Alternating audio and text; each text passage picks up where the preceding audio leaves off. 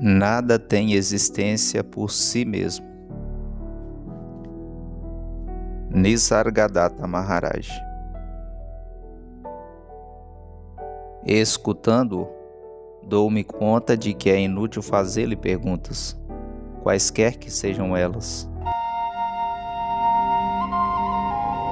Invariavelmente você as desvia e me leva ao fato básico de que estou vivendo uma ilusão criada por mim mesmo, e que a realidade não pode ser expressa com palavras,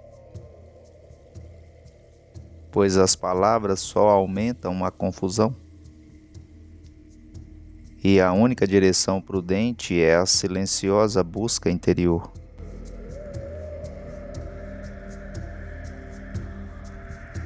Afinal de contas, a mente é que cria a ilusão e é ela que fica livre dela. As palavras podem agravar a ilusão. As palavras podem também ajudar a dissipá-la. Não há nada errado em repetir a mesma verdade, frequentemente até que se torne realidade. O trabalho da mãe não acaba com o nascimento da criança. Ela o alimenta dia após dia, ano após ano, até que não seja mais necessário. A pessoa precisa ouvir palavras até que os fatos lhe falem mais alto que elas. De modo que somos crianças que se deve alimentar com palavras. Enquanto você der importância às palavras, continuará uma criança. Tudo bem? Então seja a nossa mãe. Onde estava a criança antes de nascer? Não estava com a mãe? Porque já estava com a mãe, ela pode nascer. Certamente, a mãe não levava a criança quando ela própria ainda era criança. Potencialmente, ela era a mãe. Vá além da ilusão do tempo. Sua resposta é sempre a mesma, uma espécie de mecanismo de um relógio que bate as mesmas horas repetidamente. Nada pode ser feito.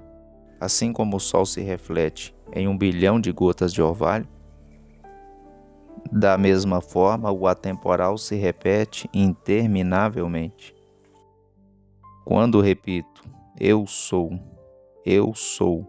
meramente afirmo e reafirmo um fato sempre presente, pois você se cansa de minhas palavras, porque não vê a verdade viva por trás delas. Você diz que a menina já seria mãe de seu futuro filho? Potencialmente sim, realmente não. O pensamento transforma o potencial em real. O corpo e seus assuntos existem na mente. E a mente é consciência em movimento. E a consciência é o aspecto condicionado saguna do eu. O incondicionado nirguna é outro aspecto. E além dele está o abismo absoluto, Paramartha.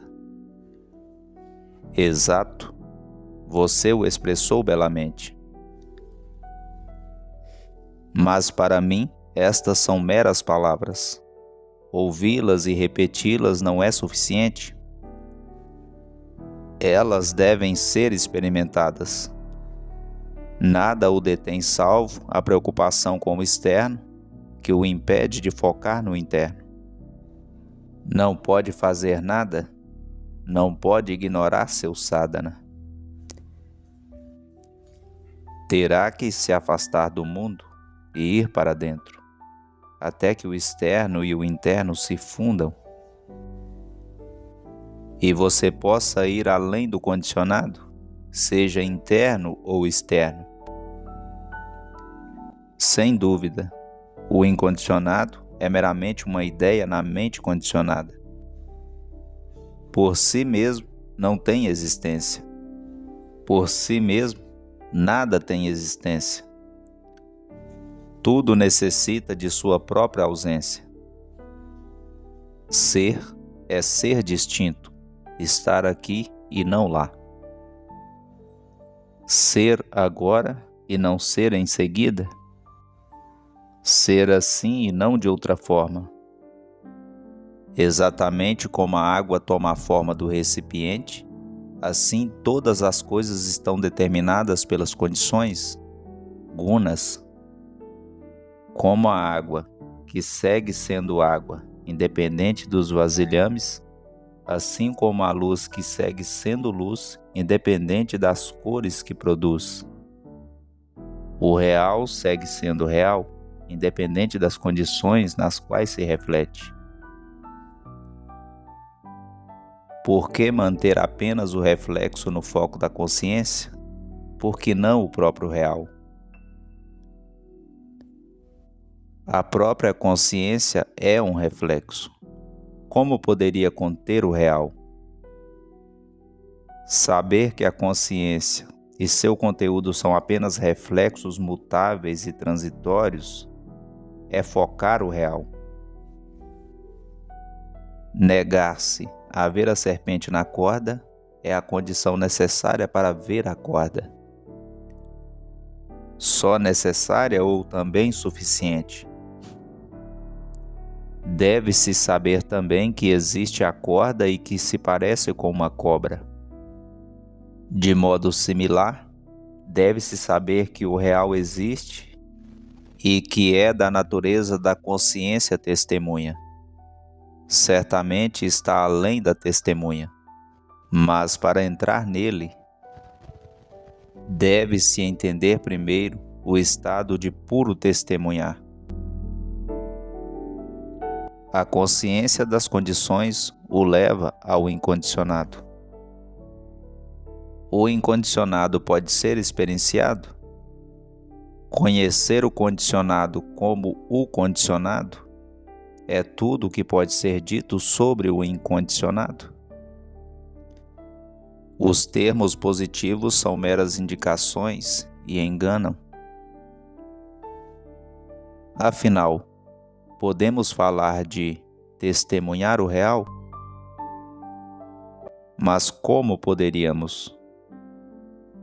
Podemos falar apenas do irreal, do ilusório, do transitório, do condicionado.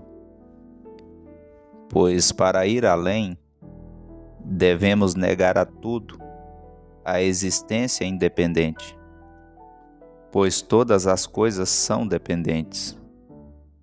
Mas de que dependeram? Da consciência, e a consciência depende da testemunha. E a testemunha depende do real? Depende da condição da mente. Onde predominam a claridade e o desapego, surge a consciência testemunha. É como dizer que, onde a água está limpa e tranquila, a imagem da lua aparece. Ou como a luz do dia que aparece como flecha no diamante. Pode haver consciência sem a testemunha?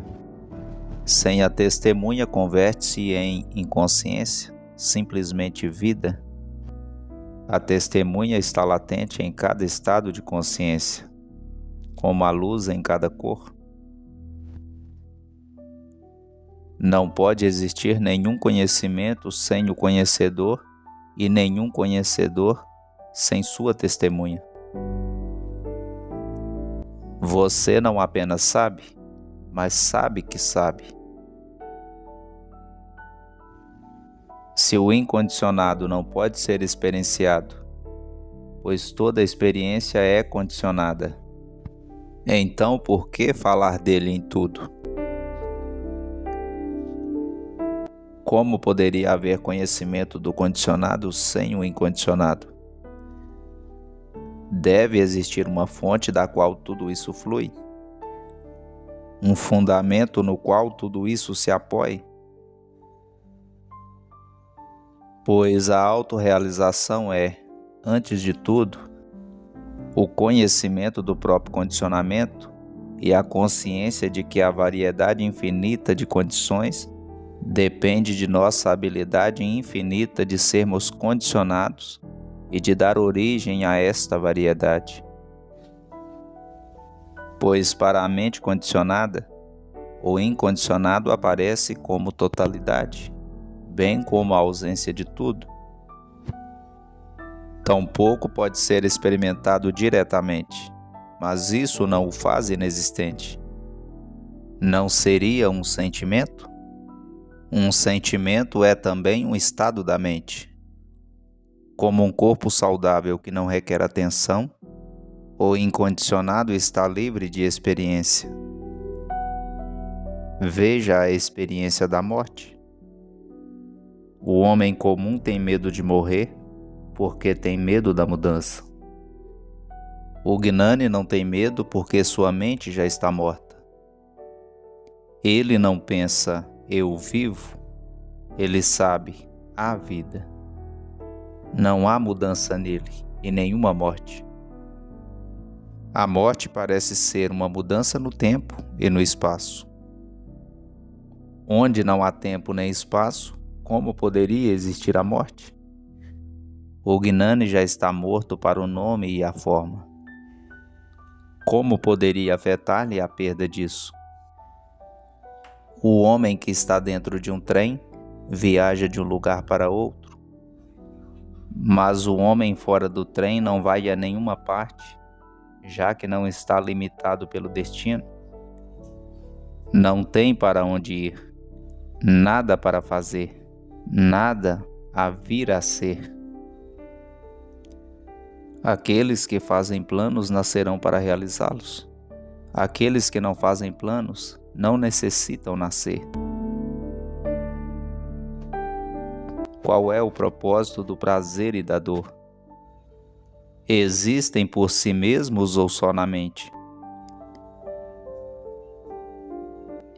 Existem ainda assim, não importa a mente.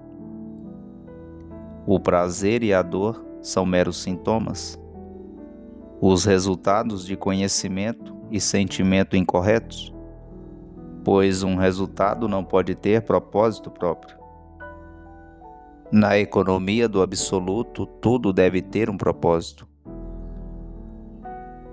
Você conhece esse absoluto do qual fala livremente? O que é esse absoluto para você? Um som, uma palavra escrita ou uma ideia na mente? Pelo seu poder, nasci e me mantenho vivo, mas também sofre a morte. Você está contente? Talvez por minha própria culpa sofra e morra. Eu fui criado para a vida eterna. Mas por que eterna no futuro e não no passado? O que tem princípio deve ter um fim. Somente o que não começa é interminável. A ideia de Deus pode ser um mero conceito, uma hipótese de trabalho. Mesmo assim, um conceito muito útil. Para isto, teria que ser livre de contradições internas, o que não é o caso. Por que não trabalhar com a teoria de que você é sua própria criação e seu próprio Criador? Ao menos não existirá um Deus externo com o qual combater. O mundo é tão rico e complexo. Como eu poderia tê-lo criado? Mas você se conhece o suficiente para saber o que pode ou não fazer? Não conhece seus próprios poderes. Você nunca investigou. Comece por você mesmo agora. Para mim, você é seu próprio Deus. Mas, se pensa de outro modo, pense-o até o final. Se há um Deus, então tudo é Deus. e tudo é para melhor. Aceite tudo o que vier com um coração alegre e agradecido. Ame também a todas as criaturas, e isto também o levará a seu ser.